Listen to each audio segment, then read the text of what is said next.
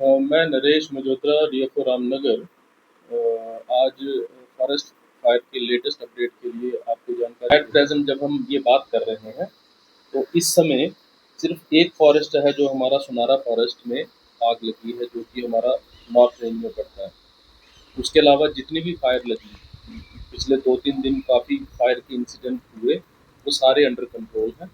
जिसमें जो मेजर हमारा एरिया अफेक्टेड है वो हमारी नॉर्थ रेंज के जो चिलार और बरमीन ब्लॉक का है।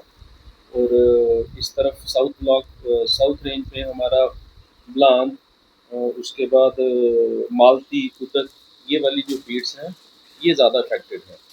और जहाँ तक टीम्स की बात करें तो सर हमारे 10 कंट्रोल रूम हैं। 10 कंट्रोल रूम जो हमारे बने हैं, जिसमें फॉरेस्ट स्टाफ, एफपीएफ स्टाफ और जो अलाइड विंग्स हैं उनके स्टाफ भी शामिल होते हैं।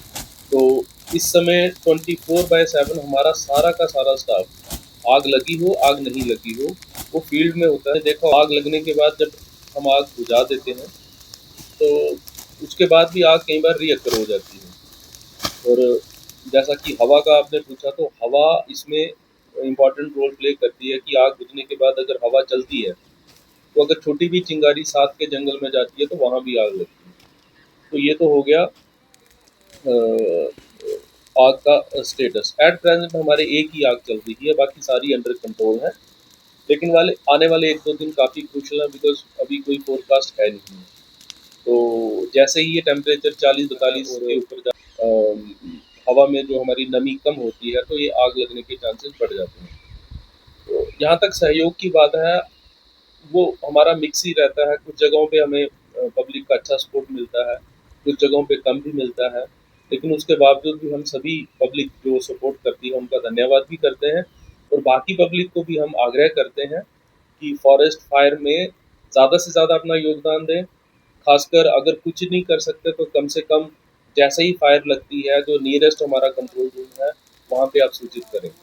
ये आपका सबसे बड़ा योगदान होगा। उसके अलावा अगर फायर कभी लगती है, आपने देखा होगा कि 12 घंटे, 13 घंटे, 14 घंटे भी कई बार ऑपरेशन चलते हैं।